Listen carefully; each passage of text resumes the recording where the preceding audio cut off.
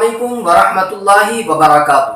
ناظرین محترم، خلیفہ دوم امیر المؤمنین حضرت سیدنا عمر فاروق اعظم رضی اللہ مولا تبارک و تعالیٰ کی بڑی شان ہے، بڑا اونچا مقام ہے، اور آپ جہاں صحابی رسول ہیں، آپ خلفائے راشدین میں آپ کا شمار ہوتا ہے، وہیں آپ عدل و انصاف کے پیکر بھی ہیں، اور ان کی مثالیں آج بھی لوگ دیا کرتے ہیں کہ حضرت عمر رضی اللہ تعالیٰ کس انداز سے عدل و انصاف کیا کرتے ہیں۔ آپ کے زمانے میں آپ کا ایک معمول یہ بھی تھا کہ آپ مدینہ طیبہ میں رات میں اٹھ کر آپ گشت کیا کرتے ہیں، تاکہ کوئی پریشان تو نہیں، کوئی مشکل میں تو نہیں، آپ راتوں کو جا کر دیکھا کرتے کہ کوئی پریشان حال تو نہیں۔ ایسا ہی ایک واقعہ یہ بھی پیش آیا کہ ایک مرتبہ آپ رات کے وقت میں معمول کے مطابق گشت فرما رہے تھے، آپ کا ساتھی بھی موجود ہے۔ اللہ اکبر، چلتے چلتے راستے میں جاتے جاتے ہر ایک کے گھر کی طرف دیکھ رہے ہیں، اور چراغ بجھا ہوا ہے، گویا کہ لوگ آرام کے ساتھ سو رہے ہیں، مگر چلتے چلتے ایک ایسے مکان کی جانب بھی آپ پہنچے کہ جہاں ہلکی ہلکی کچھ روشنی سی محسوس ہو رہی تھی۔ حضرت عمر نے اپنے ساتھی سے فرمایا، چلو چلتے ہیں اس گھر کی جانب، دیکھے تو صحیح اتنی رات ہو گئی اور گھر میں روشنی جل رہی ہے، کیا کوئی پریشانی تو نہیں، کیا کوئی تکلیف والا معاملہ تو نہیں؟ یہ اپنے ساتھی کو لے کر جیسے ہی اس مکان کے قریب پہنچے تو کیا دیکھا کہ اب گھر والے سوئے نہیں ہیں، بلکہ گھر میں اندر بچے کے رونے کی آواز بھی آ رہی ہے، اور ایک بچہ اپنی والدہ سے کہہ رہا ہے، امی جان رات کا اتنا حصہ گزر گیا، کھانا کب آپ دیں گے؟ اتفاق دوسرا بچہ کہہ اٹھتا ہے، امی جان آپ نے کب سے ہانڈی چڑھائی ہوئی ہے، کب تک کھانا پکے گا؟ کوئی یہ کہہ رہا ہے، اللہ ہم پر رحم کرے، جلد سے جلد اچھے انداز سے کھانا پک جائے تاکہ ہم 2 دن سے جو بھوکے ہیں ہم کھانا کھا سکیں۔ اللہ اکبر، اس کیفیات کو آپ جب ملاحظہ فرماتے ہیں تو امیر المؤمنین دروازے پر دستک دیتے ہیں، اندر سے آواز آتی، کون؟ کہا کہ میں اندر آنا چاہتا ہوں۔ اللہ اکبر، وہ خاتون کہتی ہے کہ اگر خیر کے ساتھ آنا چاہتے ہیں تو آئیں، کیا بات ہے، کیا معاملہ ہے؟ امیر المؤمنین حضرت عمر رضی اللہ تعالیٰ اپنے چہرے پر نقاب ڈالے ہوئے ہیں، اور آپ گھر میں تشریف لے جاتے ہیں اور پوچھتے ہیں، بہن ذرا بتاؤ تو صحیح بات کیا ہے، اور یہ بچے کیوں رو رہے ہیں، کیا وجہ ہے؟ عورت کہتی ہیں، آپ کون ہیں، کہاں سے آئے ہیں، کیا وجہ ہے ہمارے حالات کو دریافت کرنے کی، اور اگر میں بتا بھی دوں تو آپ میرا کیا بھلا کر سکتے ہیں، اس لیے آپ رہنے دیجئے، آپ جہاں جانا چاہتے ہیں آپ چلے جائیں۔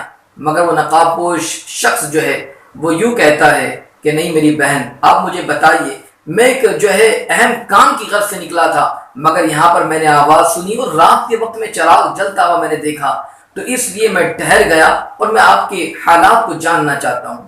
عورت کہنے لگی، اے نوجوان انسان، میں بتانا یہ چاہتی ہوں کہ میں بیوہ ہوں، یہ بچے یتیم ہیں، 2 روز ہو چکے ہیں مگر اب تک ہم نے کھانا نہیں کھایا، یہ بچے بھوک سے تڑپ رہے ہیں، اور میں نے جو یہ ہانڈی پکانے کے لیے آگ پر رکھی ہے، اللہ جانتا ہے اس ہانڈی میں بجز پانی کے کچھ نہیں ہے، بس صرف تسلی دینا ہے کہ رات کسی بھی طریقے سے کٹ جائے، اور پھر صبح جو ہونا ہوگا وہ ہوگا، اللہ کی مرضی ہے اور اللہ انتظام فرما دے گا۔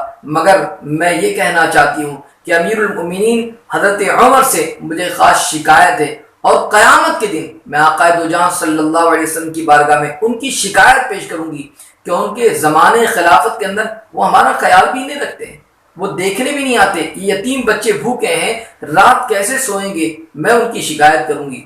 اللہ اکبر، حضرت عمر جو نقاب پہنے ہوئے ہیں پوچھتے ہیں کہ عمر کو کیا پتا کہ تم پریشان ہو، عمر کو کیا پتا کہ تمہارے پاس کھانے کے لیے نہیں ہے، عمر کو کیا پتا کہ یتیم بھوکے بچے ہیں اور وہ رو رہے ہیں، ان کو جب تک کہ آپ بتاؤ گی نہیں تو انہیں پتہ کیسے چلے گا؟